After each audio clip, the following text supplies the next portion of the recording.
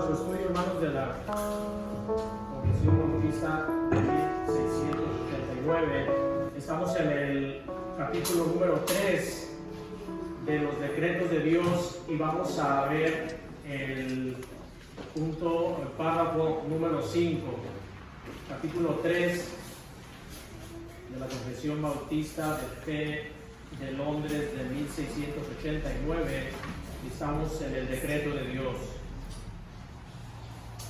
El decreto de Dios es aquel consejo del Señor que lo ha hecho desde el inicio de los tiempos de acuerdo únicamente a su propia voluntad.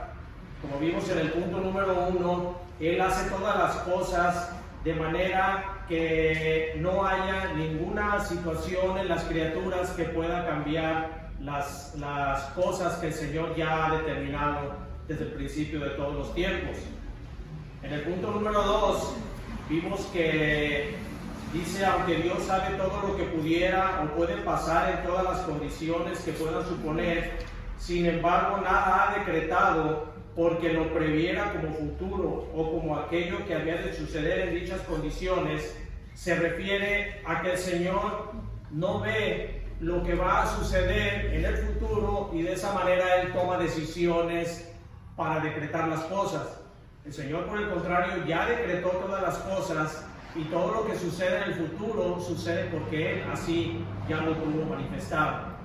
Es muy importante que nosotros conozcamos lo que es el decreto de Dios, la voluntad de Dios, la soberanía de Dios, porque el tema que trata la confesión en los versículos, en los apartados 3, 4, 5, 6 y 7, que ya vimos nosotros, dos de ellos, que es el 3 y el 4, el Señor habla acerca de la elección.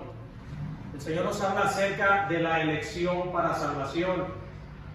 Vimos en el punto número 3 que dice: por el decreto de Dios para la manifestación de su gloria, algunos hombres y ángeles son predestinados o preordinados a vida eterna por medio de Jesucristo para alabanza de la gloria de su gracia. A otros se les deja actuar en su pecado para su justa condenación, para alabanza de la gloria de su justicia. Entonces el punto 3 que nos dice aquí es que ambas cosas, tanto la elección para salvación como la condenación, elección para condenación, es únicamente para la manifestación de la gloria de Dios. La elección para la salvación manifiesta la gloria de su gracia, porque nosotros no merecíamos lo que el Señor, el favor que el Señor nos hace al dar la salvación. Entonces, con ello, nosotros se manifiesta la gloria de su gracia, del favor inmerecido. A los que se deja actuar en su pecado, dice la confesión, y como ya lo vimos en los versículos que respaldan todo esto, al dejar a la gente actuar en su pecado para su justa condenación, lo que se manifiesta ahí es la alabanza de la gloria de su justicia. Vimos ahí la justicia del Señor se manifiesta en todos aquellos a los cuales el Señor deja en su pecado para su justa condenación. El punto número 4 de este capítulo nos habla acerca de que hay ángeles y hombres predestinados y preordinados y están designados particular e inalterablemente, y su número es tan incierto y definido que no se puede ni aumentar ni disminuir. Aquellas personas y aquellos ángeles que el Señor determinó ya desde el principio de la creación para la salvación, bueno, en este caso los hombres para la salvación y a los ángeles para aquello lo que el Señor ya ha determinado, no se pueden alterar, no pueden cambiarse porque el Señor ya lo decretó, ya tiene decretado. Como vamos a ver en el punto 5, el Señor no cambia, no hay nada que lo mueva a ello. La palabra de Dios dice que el Señor no cambia, no es hombre para que se arrepienta, no es hombre para que mienta, ni hijo de hombre para que se arrepienta. Así es que el Señor no cambia con las circunstancias, como vamos a ver más adelante. Él ya predestinó, ya preordinó las cosas y así es como son. Vamos entonces a nuestro estudio de hoy. Es el punto número 5. Si tienen sus confesiones ahí en el capítulo 3 del decreto de Dios, Vamos a leer el punto número 5 y vamos a ver acerca de lo que se refiere a esto. Dice, a aquellos de la humanidad que están predestinados para vida, Dios, antes de la fundación del mundo, según su propósito eterno e inmutable y el consejo secreto y beneplácito de su voluntad, los ha escogido en Cristo para gloria eterna, meramente por su libre gracia y amor, sin que ninguna otra cosa en la criatura, como condición o causa, le moviera a ello. Lo que nos dice aquí este párrafo es que aquellos hombres que están destinados, que el Señor ha destinado para vida, dice desde antes de la fundación del mundo, y como vamos a ver ahorita en los versículos a lo que se refiere esto, dice que es según su propósito eterno e inmutable. El propósito del Señor es eterno, es decir, fue antes de la fundación del mundo, y es inmutable porque el Señor no cambia, como ya lo vimos ahorita. Y esto el Señor lo decretó únicamente por el beneplácito de su voluntad. Es decir, Él así lo determinó porque Él así lo quiso y es como el Señor lo ha decretado. Dice además que los ha escogido en Cristo para gloria eterna. Esta elección, esta bendita elección que nos alcanza a todos aquellos que ponemos la confianza en nuestro Señor, y no la ponemos la confianza en nuestro Señor y luego Él nos alcanza. Por el contrario, el Señor ha puesto en nosotros, en nuestro corazón, por medio del Espíritu Santo, la fe para que nosotros creamos en nuestro Señor Jesucristo, y de esa manera nosotros tener la salvación.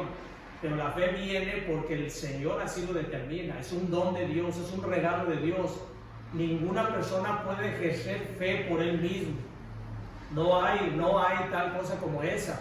Nadie puede ejercer fe por él mismo porque nuestra naturaleza pecaminosa nos impide tener esa fe.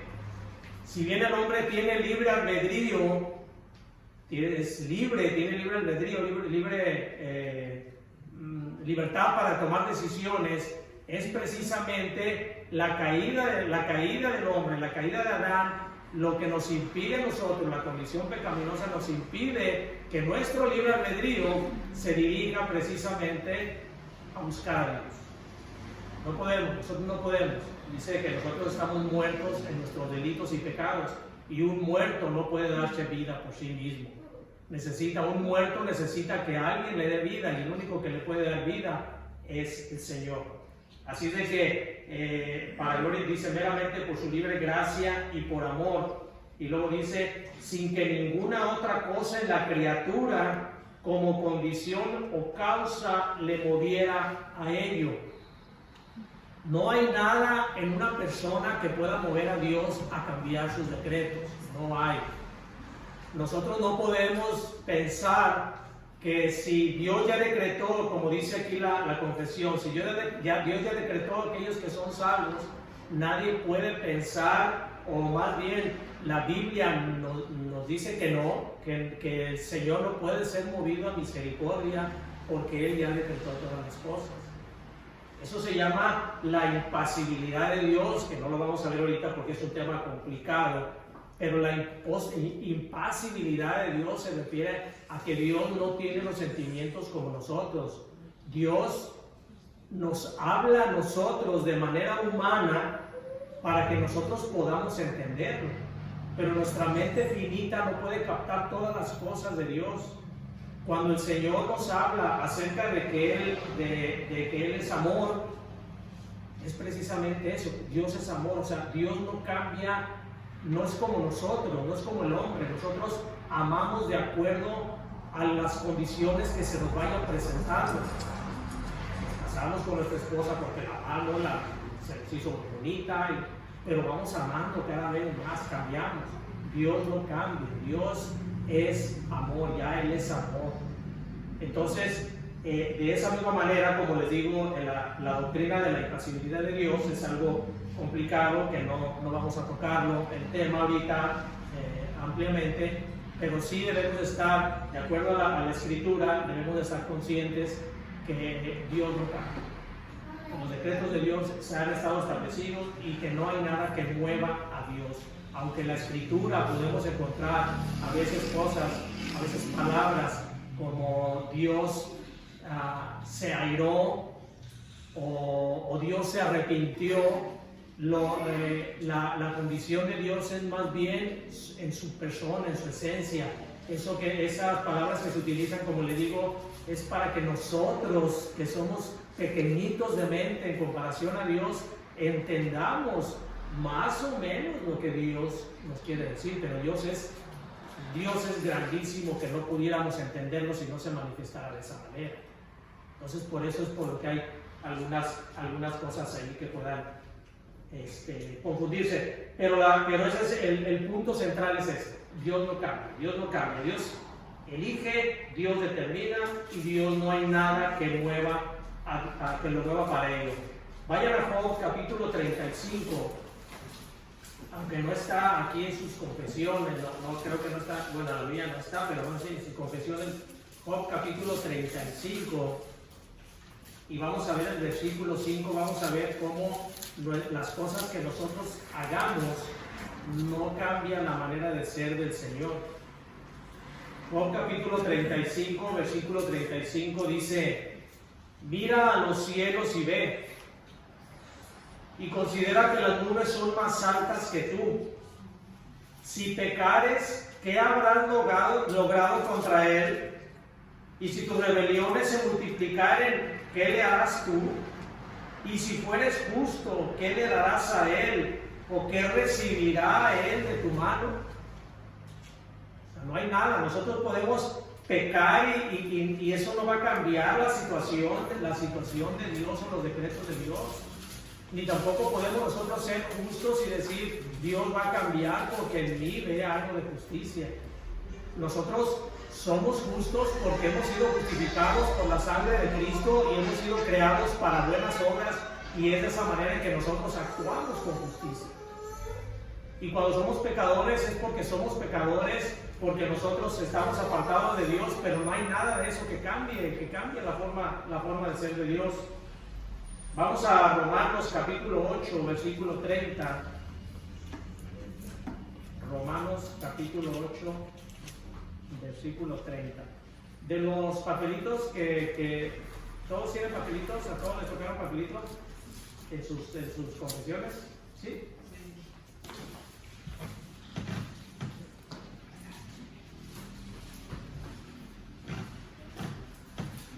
Muy bien, muy bien. Vamos a Romanos entonces, capítulo 8, Romanos capítulo 8 y versículo 30. Dice: y a los que predestinó, a estos también llamó, y a los que llamó, a estos también justificó, y a los que justificó, a estos también glorificó. Este es el proceso que siguen aquellos que han sido llamados, aquellos que han sido elegidos para vida eterna por medio de nuestro Señor Jesucristo. Y dice: a los que predestinó, es decir, aquellos que de antemano el Señor eligió, y no los eligió, vuelvo a repetirle, a hacer énfasis en esto, no los eligió porque Él vio que se iban a portar bien, que iban a escoger a Cristo, y que entonces Él los iba a llamar. No, eso no se refiere a la predestinación. La predestinación es destinar de antemano. El de antemano, ya desde antes de la fundación del mundo, como vamos a ver en Efesios. Dice entonces: a los que predestinó, a estos también llamó, atrajo hacia Él. Dice el libro de Juan, dice: ninguno puede venir a mí si el Padre que me lo dio no los trajere. Entonces Él los atrae, el Señor atrae a aquellos que predestinan. Y luego dice: y a los que llamó, a estos también justificó. Dice en el griego original de la traducción, se agrega: a estos y solo a estos.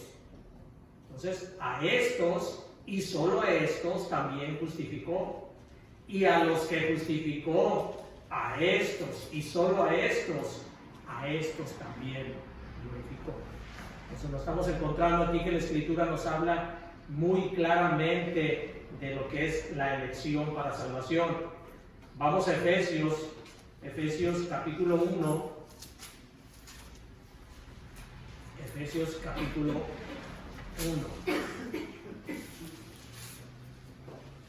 Efesios capítulo 1. Y este va a ser el versículo que de sus papelitos para que recordemos estos pasajes. Ahí vamos a leerlo al final, pero dice Efesios 1, 4 al 6, dice: según nos escogió en él antes de la fundación del mundo, para que fuésemos santos y sin mancha delante de él, en amor, habiéndonos predestinado para ser adoptados hijos suyos por medio de Jesucristo, según el puro afecto de su voluntad, para alabanza de la gloria de su gracia, con la cual nos hizo aceptos en el amado.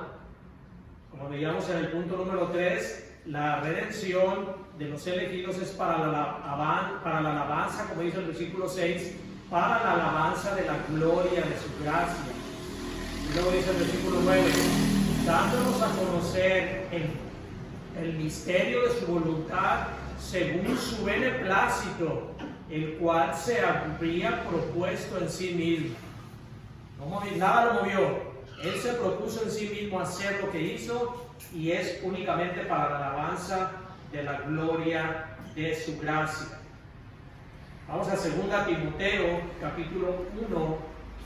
2 Timoteo capítulo 1 y versículo 9.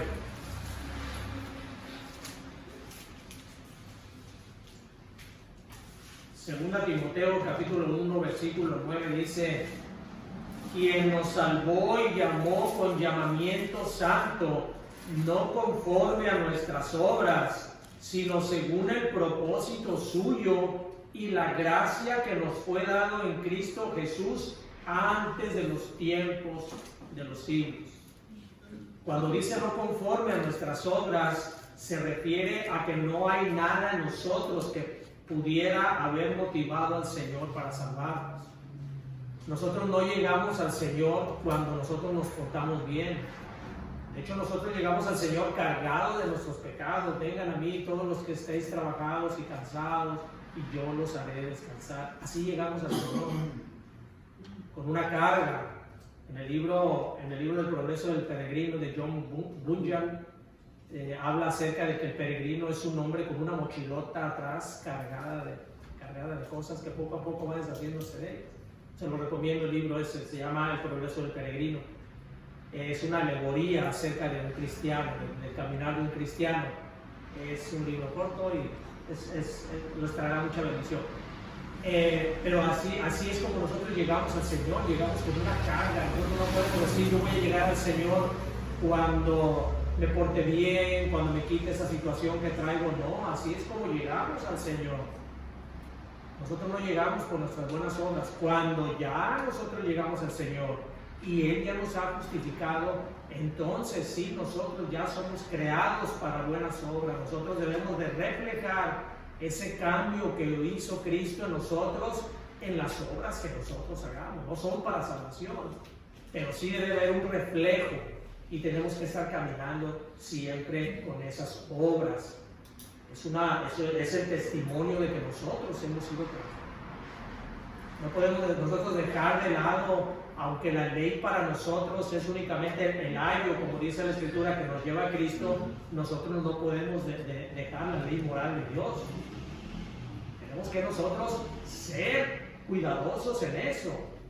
No podemos nosotros, porque eso da pie también a una doctrina que se llama la doctrina del cristiano carnal, que dice: yo llegué a Cristo, yo ya no estoy bajo la ley, sino bajo la gracia, así de que yo ya soy salvo y puedo hacer lo que quiera. No, porque la Escritura nos dice claramente que hemos sido creados para buenas obras. Entonces eso es muy, muy importante y muy peligroso que nosotros no lo entendamos. Romanos capítulo 9.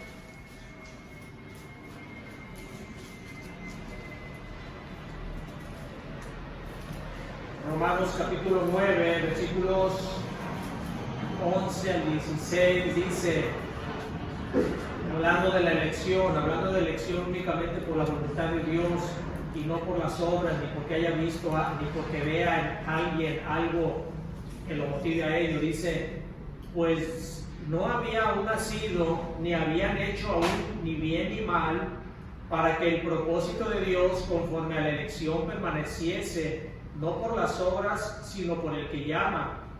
Se le dijo, el mayor servirá al menor, como está escrito, a Jacob amé, mas a Saúl aborrecí. ¿Qué pues diremos? ¿Que hay injusticia en Dios?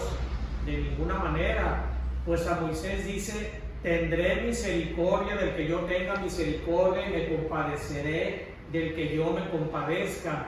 Así que no depende del que quiere ni del que corre, sino de Dios que tiene misericordia.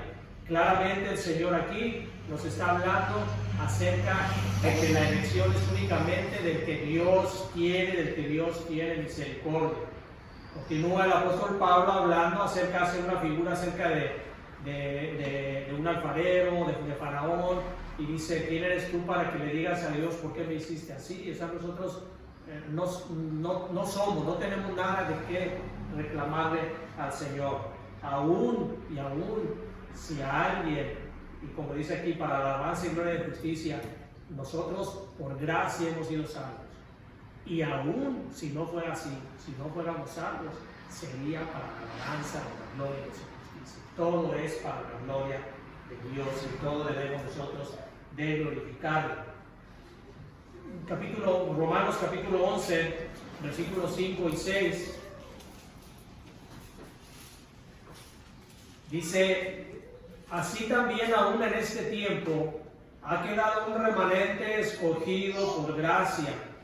Y si por gracia, ya no es por obras. De otra manera la gracia ya no es gracia. Y si por obras ya no es gracia, de otra manera la obra ya no es obra. Así que el Señor dice aquí, nos escogió únicamente por gracia y no por obras que nosotros hayamos hecho. Esto es el punto 5, lo que nos está hablando acerca de ello, el punto esencial, la médula de este párrafo es que el Señor nos escoge por su libre gracia y sin que nadie lo mueva para Él, únicamente porque Él lo ha decretado así. En sus papelitos, vayan a Efesios nuevamente, Efesios capítulo 1, vayan a Efesios capítulo 1 y vamos a ver en el papelito que ahí tienen, que lo hacemos con el fin de que vayamos memorizando aquellas doctrinas tan esenciales de nuestra iglesia, en la cual nosotros creemos, y de esa manera podamos nosotros ir aprendiendo y creciendo en el conocimiento de la gracia de Dios. Dice en el papelito, y vamos a ir viendo conforme a Efesios capítulo 1, y dice en sus papelitos, dice de esta manera: Dios nos escogió, punto número 1, desde antes de la fundación del mundo para que fuésemos santos. Versículo 4 de Efesios 1 dice: según nos escogió en Él antes de la fundación del mundo para que fuésemos santos y sin mancha delante de Él. No hay duda, hermanos, no hay duda, la palabra es clara, la palabra nos habla claramente acerca de la elección. Dice, Dios nos escogió, el punto 2 dice, según el puro afecto de su voluntad. Versículo 5, en amor, habiéndonos predestinado para ser adoptados hijos suyos por medio de Jesucristo, según el puro afecto de su voluntad. No hay nada que lo mueva, al Señor no hay nada que lo mueva a ello, es únicamente por el afecto de su voluntad, porque Él así lo tiene determinado, lo tuvo determinado desde antes de la fundación del mundo. Dios nos escogió, dice el punto 3, para la alabanza de la gloria de su gracia. Versículo 6 dice, para alabanza de la gloria de su gracia, con la cual nos hizo aceptos en el amado. Y Dios nos escogió, dice el punto 4, sin que ninguna cosa que nosotros tuviéramos o hiciéramos lo moviera para ello.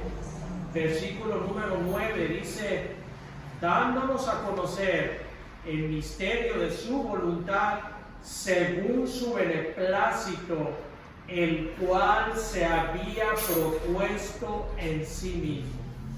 ¿En quién propuso la elección? ¿El motivo de la elección? En sí mismo, únicamente. En sí mismo, y eso se refiere a la Trinidad.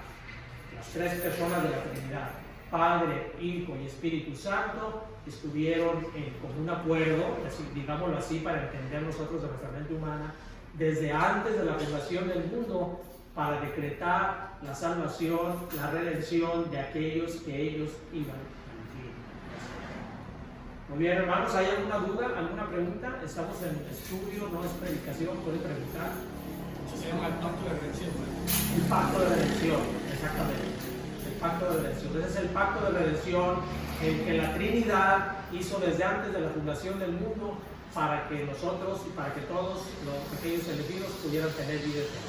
En su oportunidad veremos, muy interesante, una parte muy esencial de nuestra doctrina reformada es la doctrina de los pactos. Y vamos a ver el pacto de redención, pacto de obras, nuevo pacto con el nombre de nuestra iglesia. Ya lo veremos en su oportunidad. Muy bien, hermanos, si no hay más preguntas, vamos a ponernos de pie y vamos a